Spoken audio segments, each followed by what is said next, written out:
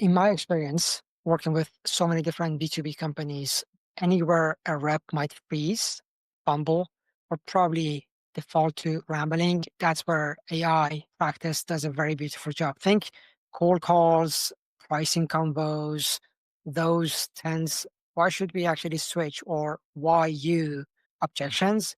That's like simulating turbulence in a flight simulator, right? If you're a flight attendant or even a pilot, you know exactly what it means. You don't train for perfect weather. So the question that we're asking ourselves is, why do you train your reps in a very perfect environment where they know exactly what the manager is going to be throwing at them? Because sales training has become this repetitive, predictable kind of exercise. We think whenever you can actually train for chaos, that's where AI practice pays off.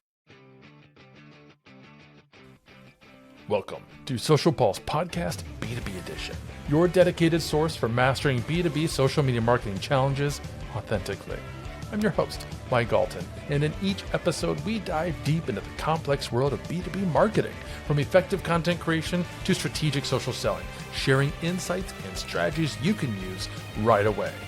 Let's jump into today's episode.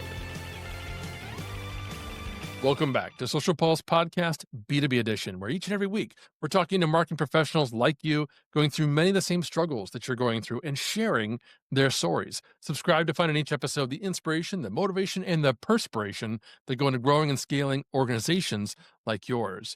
Now, have you ever hung up from a sales call and immediately thought of all the better responses you could have given? Or maybe you've sent your sales team into important conversations only to discover they weren't fully prepared for the tough questions that came their way. In today's high stakes B2B environment, a single conversation can make or break a major opportunity. Yet, most sales professionals are expected to learn through trial and error with real prospects and real revenue on the line. The reality is that traditional role playing and script memorization aren't cutting it anymore. Your competitors are getting sharper, buyers are more informed than ever, and the window to make an impression is shrinking. Sales leaders are caught in a difficult position. How do you scale personalized coaching across your entire team? How do you ensure consistent messaging while allowing for authentic conversations? And most critically, how do you know your team is ready before they engage with those valuable prospects? Well, that's exactly what our guest today has been working to solve. Omid Mael, CEO and co founder of Second Body, is pioneering the use of predictive conversational AI to transform how sales teams practice critical conversations. With his extensive background scaling sales organizations and building enablement programs that delivered measurable results, Omid brings a unique perspective on how artificial intelligence is creating a new paradigm for sales readiness. Before founding Second Body, Omid joined Livestorm as the first sales hire when it was just getting started, helped scale it to Series B, took ARR to 16 million, and built the team from the ground up, turned the brand into a real player, and cracked multi-year, multi-million dollar deals with a repeatable sales playbook that actually worked. His expertise in both sales leadership and cutting edge technology makes him the perfect guide to help us understand this transformative approach to sales preparation. Hey, Omid, welcome to the show. Thanks so much for having me, Mike. It's a lot of pressure now. I mean, that intro that you just did, I, I, I'm gonna steal that line and those lines. Thank you for having me. My pleasure. Well, like I always tell folks, Claude helps me write these intros. You're the one who did all the hard work to earn those accolades. So I appreciate you coming on here and sharing your time and your wisdom. Before we dive into some of those AI applications, share a little bit more about that journey from sales leadership at Livestorm to founding Second Body and the Mhm. problem that you identified that needs solving. Yeah, I mean, the story, it is still something super interesting to me and myself. I mean, I think Second Body found me and not the other way around. Um, I was obviously super busy building and scaling a SaaS business back in 2022. And something weird happened. There was this smart um, Broadway actor who reached out to me on LinkedIn. Um, and I remember his cold outreach on LinkedIn was they have built a software for Broadway actors. for them to be able to practice their lines before they go on stage. And I want to see whether or not this could be also solving the same issues for sellers. Would you be open to giving me a few minutes of your time? I was intrigued. I said yes to a demo. And I remember we sat down, and during the demo, I had some goosebumps. I was like, I've never seen this before. And it was the exact same thing that me and my twin brother, we used to use as a framework in order to learn English as a second language. So you might hear an accent because English is not my first language. I was born in Iran and then moved to France. So I'm an immigrant. And then I've been learning different languages on my own. Back when we were 12 with my twin brother, we used to play BBC cassettes, the audio cassettes, if you remember. And we used to actually rewind them over and over just to pick up the accent, the pronunciation. And that's how we became bilingual back then. And Arlo, the original founder of Second Body, had built the software around the same mechanism, which is repetition-based practice for actors to practice their lines before they go on stage. Long story short, um, I said yes to a demo, then to a pilot. A couple of weeks in, I saw two things improve drastically. One was our conversion rates, and the other one was the sales cycle, which was shortening. Um, Orla and I, we came to a conclusion that this is something that we are breathing every day, and I resigned from my previous role. And I joined Orla full time with zero salary. And obviously, things happen. Orla had to move on for different reasons, and I took over the whole adventure. And we've been actually building Second Body around the exact same problem. How do we bring people to their better versions when it comes to the conversations that they're having on a daily basis with their prospects, with their clients, with any other stakeholders that they're dealing with? Love that. I am not in sales. I've done sales in the past, but I've helped our sales team. I was just marking earlier today in a meeting, in fact, that it was at one of our in person retreats just north of Paris a few years ago, where I got tapped to play the role of a or a marketing agency owner for some sales role play exercises that we were doing. So I've been on that side of it. What do you see though as some of the gaps in traditional sales training, like what I just talked about, Mm. or enablement approaches that you think AI is just so well positioned to address those gaps? I've been having more than probably 700 different sales conversations with so many different CROs, sales directors, VPs of sales across different B2B companies for the last couple of months. And the commonality across all of these people is one thing. They have the honesty to admit that there is an explosion of insights on what their top performers are doing differently. I mean, they've got Gong, they've got AI on the top of that, they've got a very sophisticated CRM. And then the same folks, they bluntly admit that despite this explosion of insights, the gap between their top sellers and the rest of the pack hasn't been shrinking. It's been the other way around. So for them, traditional sales training is like cramming for an exam where the questions are all written in disappearing ink. They want the reps to memorize the frameworks, the scripts, even the objection handling cheat sheet that they have put together. But the second the real conversation gets messy, blank slate. I mean, you said it beautifully, Mike, right? There are fewer and fewer conversations out there, and the actual enablement base as we have today, we think it's broken because it has never been able to address that issue. Top performers are nailing it. Average performers, there are still the same folks who are putting down the performance of the team because between the two of us, you work with them, coach them, they get better for a while, but they back to their old habits. And then you realize that conversations, they start going south. And even Gong is capturing that at scale, but you don't know what to do with that. Got it. So we have these kinds of assistance technology solutions, that sales enablement and sales coaches and sales managers have been trying to implement. To your point, they've struggled to really identify why the top performers are performing the way they are, and they're struggling to help the entire team. Can you kind of walk us through what generative AI or predictive conversational AI means in like practical terms and how that differs from some of these other sales technology solutions that people have been turning to in previous years?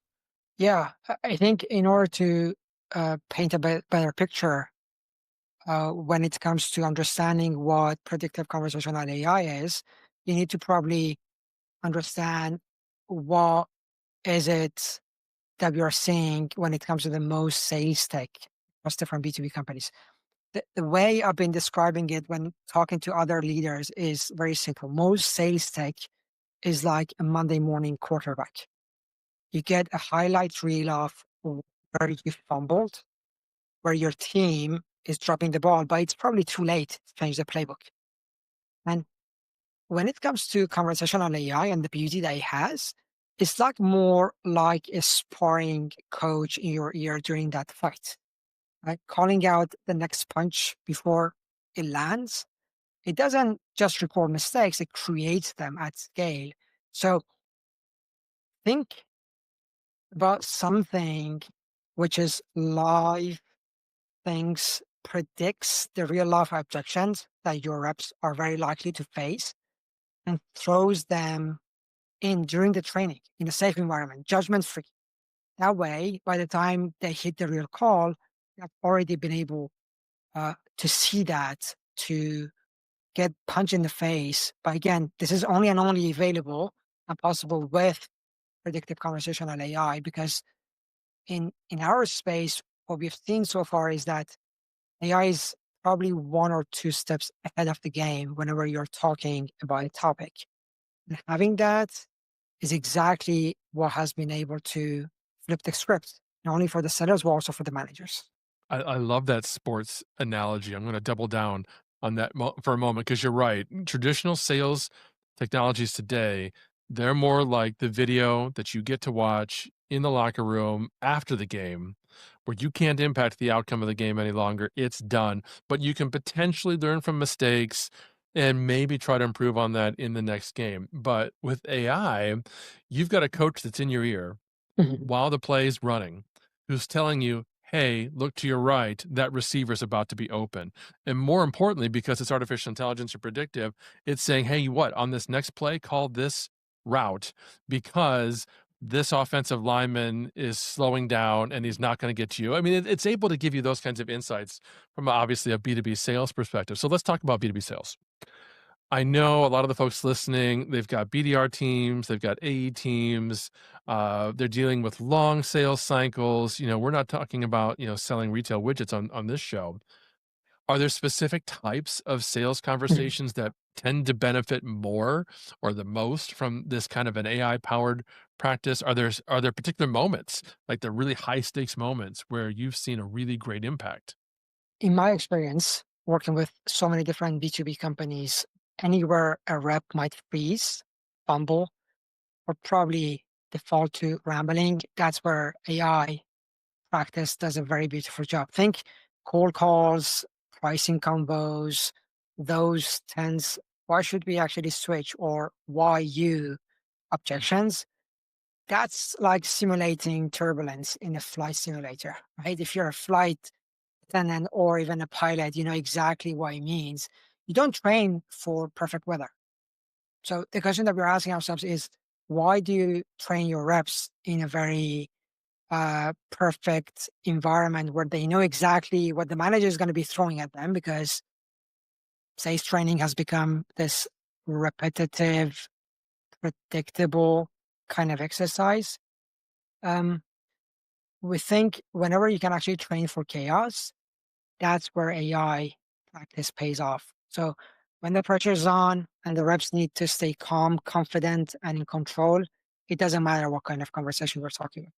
I'm reminded of, the late great Gene Hackman, who recently passed away, and I was rewatching, Crimson Tide in what as a kind of a tribute to him. It's one of his greatest movies, and there's this fantastic scene. He's a submarine boat captain, and they're in maneuvers, and Denzel Washington is his executive officer, and there's a fire in the galley. And Denzel happened to be close by. He runs down there. He's helping to put out the fire. There's a man that's injured and getting medical care. And at that particular moment, Gene Hackman calls for a missile drill. The entire boat's got to scramble and go through an exercise. And Denzel's like, "What are you doing? We're trying to put out a fire. This could flare up at any moment." And the captain says, What do you think? We're only going to practice when everything's hunky dory? Because that's what life is like? No, no, no, no. You got to practice when things are chaotic. That's the best time to run a drill. So I love that point that you just made. Walk us through then what this AI based practice actually looks like or works like in your experience. What's the process for a sales rep to kind of use this technology to prepare for their conversations? Yeah, I think, by the way, that's a very good transition because what we are hearing at large is, hey, is this like a ChatGPT wrapper? Because we can probably do that with ChatGPT. I think as of today, what would make this stand out, and that's where we're focused on, is distribution. By distribution, we mean how is it that the rep is going to be experiencing this at scale? So imagine a flight simulator, but for sales, right? The rep logs in, picks up a scenario that has been assigned to him by the manager or by the enablement folks. Let's say handling the classic, we're happy with the vendor that we have, or it's going to be a waste of my time to have this conversation with you. And then the rep gets dropped into a 3 minute, 4 minute, 7 minute role play with AI that has been used to build that persona, which is mimicking the ICP that the company is selling to. And by the way, that persona doesn't pull punches. It does interrupt. It hesitates, even throws shade. And what's so interesting about this is that after the round, the rep can instantly get the performance feedback, your talk to listen ratio, the filler words, the sales methodology that you're using, whether it's spiced, standard, or whatsoever. And the exact same flow that I'm sharing with you would have probably taken a manager 35 to 50 minutes to prep, to do, and to deliver when doing a one-on-one coaching. So if your manager is having probably 10 reps, that's easily 10 hours a week. And also your manager is probably doing a poor job because he's having his head into the dashboards, the numbers, saving some of the opportunities that are going south. So oftentimes reps, they have the honesty to admit that they're not getting any value when it comes to spending time with their managers, getting some coaching or whatsoever. Love that point because I had the same thought. I could do this with ChatGPT. I could have a conversation with ChatGPT, but to do it well, to do it at the level that Second Body is doing it, I would have to train ChatGPT through the prompt or through a custom instruction like a custom GPT. What I'm looking for, I would have to make sure ChatGPT understands the specific type of sales framework that I'm supposed to be following so that it knows that, who we're talking to in terms of our target audience. Sure, you can give them the name and position and company, and they could probably role play as that individual, but they're not going to be able to give you that feedback like a coach would if they don't understand what they're looking for. Folks, we're talking with Omid Mayed about how AI is helping sales professionals in a variety of ways. And I've got several more questions you aren't going to want to miss. But first, a quick message from Jay Bear. Hey friends, this is Jay Bear, founder of Convince and Convert, and I want to take just a minute to tell you why I love Agora Pulse. Now look, there's a ton of social media management tools out there, but Agora Pulse has some really special features that my team and I really appreciate. I want to tell you about those. Now first, the mobile app for Agora Pulse is really solid. I travel like 200 days a year, so the ability to check all of my social media accounts from an airport or wherever else I happen to be is a huge plus. Also, you have the ability to moderate YouTube from within Agora Pulse. That's really handy too if you do a lot of videos, and you can oversee both paid and social media programs in the same place and at the same time. The team at Agora Pulse is also super to work with. They're really responsive. They're a great group. It's high-powered, yet it's also affordable, and that's a combination I can get behind. If you haven't used Agora Pulse yet, check it out. So, I think some of the folks listening might be a little worried about how AI can sometimes sound very robotic. And particularly if we're using AI to train our sales staff, won't it sound scripted? Won't they as well sound robotic? How does this help maintain or balance consistency and authenticity in sales conversations? I mean, I would have said the same thing if I were sitting on the other side of the equation as a sales leader, right? I think at the end of the day, one thing that has been so eye-opening for the different stakeholders that we're talking to is that they know great sales isn't just about reciting scripts. It's like jazz. It's not opera. You need rhythm. You don't need rigidity. And to your question, oftentimes people they tell us, is it like a dating app where as soon as the match is made, people are not going to come back?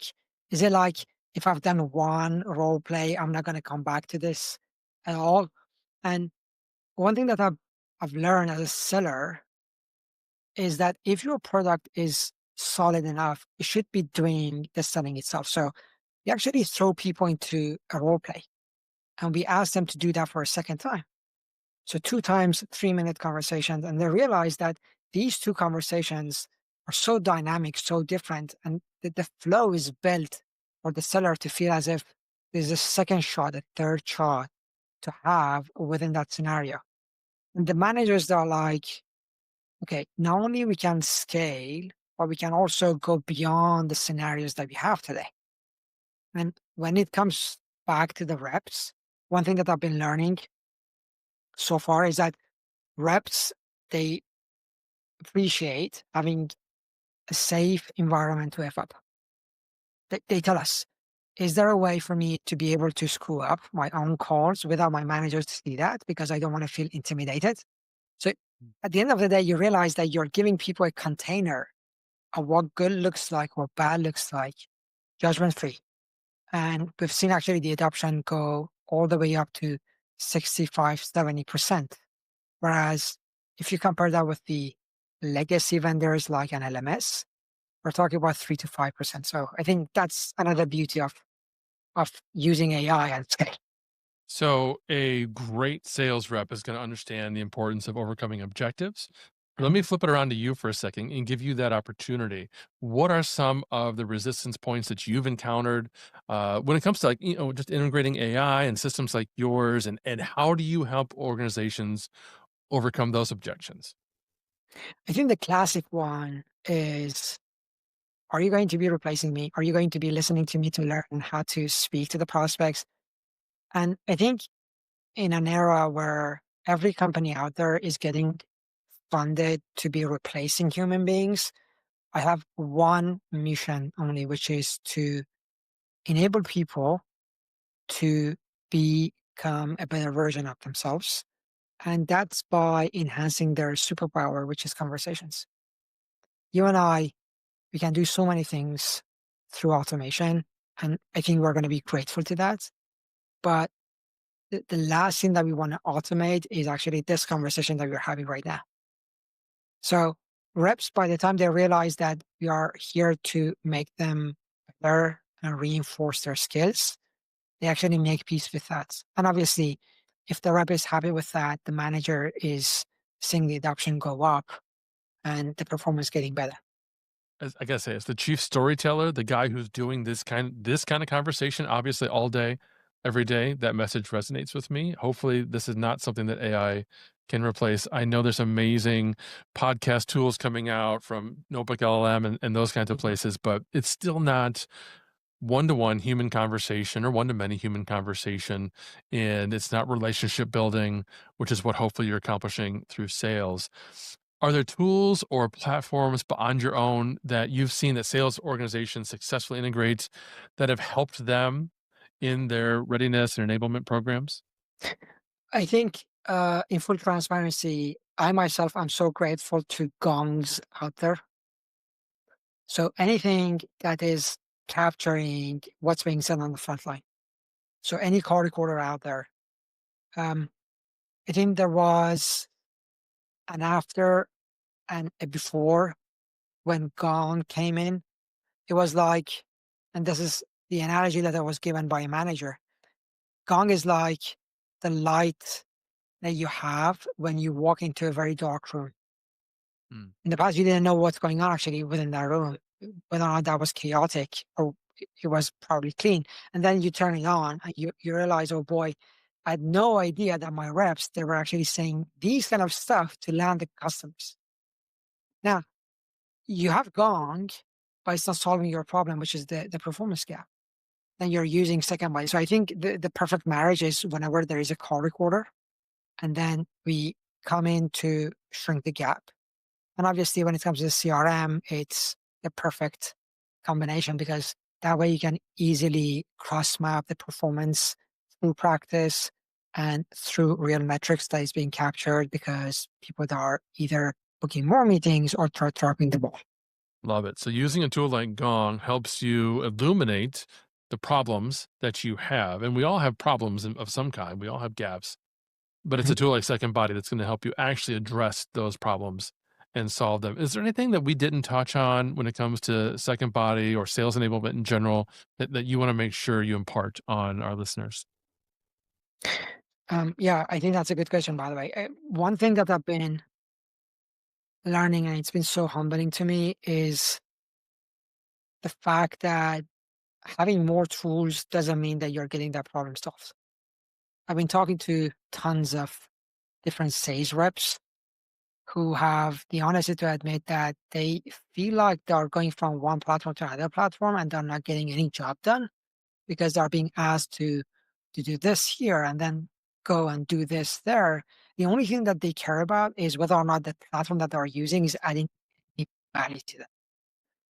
And again, it's been so humbling to me because I realized that a company having Gong, a very solid LMS that I cannot name, a very solid CRM like Salesforce, they have had roughly 35 reps coming back to second body because they hadn't been able to get the value that they were trying to get from either of those platforms. So I think we are going to be seeing something very unique in the next couple of months, Mike, where um, less is going to be doing more. Mm. And I'm rooting for that space because reps, they don't really need that many tools to be living with. Yeah, I couldn't agree more. I see the same thing on the marketing side and even in other departments. As a company, we add, and I'm speaking we generally, not just Agora Pulse, we had tools, we had processes because taken individually, that sounds like a great idea. Yes, we should add that tool that automates this, that, or the next thing, or that helps us do one thing or another. Or yes, we should add a new communication platform or yet another Slack channel. But then no, when you add it all up, it ends up being overwhelming and too much. Our sales enablement leader, Jenny Brennan, and I was having a conversation with her recently about something that I've wanted to do, which would have sent a notification to all of our AEs on a weekly basis. And she had the wherewithal to say, you know what, they're probably already getting too many Mhm. pings on a weekly basis. Maybe we could think of another method that isn't quite so intrusive to all of them, and that makes sense to me. I was thinking about my individual goal Yeah, and not seeing the bigger picture. So you're right. Fewer tools, absolutely best. So folks, listen, check out Gong and then check out Second Body. Looking ahead, I mean, what resources, whether it's podcasts, blogs, influencers, are you following to just stay current on everything that's going on with AI and sales enablement? I think I'm big on LinkedIn. If you're following the right people, including you, Mike, I think you get enough in terms of the updates and what's trending, what's good, what's bad. I've tried to eliminate so many other social networks that I'm using, so I'm only and only having LinkedIn and TikTok. Um, I'm big on newsletters. There's one that I appreciate receiving probably every 2 days, which is called the Startup Guy, keeping me updated with new things that are coming out. And apart from that, talking with folks, honestly, talking with reps. I think we take conversations for granted. We think watching, reading more is going to be doing a lot of good thing, but I've learned way more through conversations, and I always appreciate talking to a stranger. So that has been one of the mediums that I'm using. Love it. I couldn't agree more, particularly with the newsletter advice. I've got, I think, 5 newsletters that are daily that I subscribe to, quick reads every morning for everything from news to industry events and so on, then a few other weekly and so on. That's a great way to just have that information come to you every single day. I mean, you have been absolutely amazing. This has been such a critical conversation, I think, for sales and marketing teams. For basically, anyone within that revenue structure should be thinking about how they can employ some of the things that we've talked about today. But for folks who want to learn more, maybe they've got questions or want to connect with you, where should they go? LinkedIn. LinkedIn is going to be the go-to place. I accept any sort of connection request and I connect with people. And I take also 2 virtual uh, coffee break with random people. So if you want to hit me up, I'm more than happy to be spending a few minutes of my day with you. Fantastic. Thank you so much. Thanks all of you for listening. We will, of course, have all the links in the show notes below, as always. That's all the time we've got for today, friends. But don't forget to find the Social Pulse Podcast B2B edition on Apple. Drop me a review. Let me know what you think. Let me know what you'd like to see us cover in future episodes. Until next time. Thank you for joining another episode of Social Pulse Podcast B2B Edition, hosted by Mike Halton and powered by Agorapulse, the leading social media management solution. Learn more at agorapulse.com.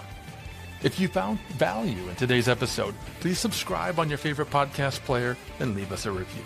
We value your feedback and look forward to bringing you more useful insights.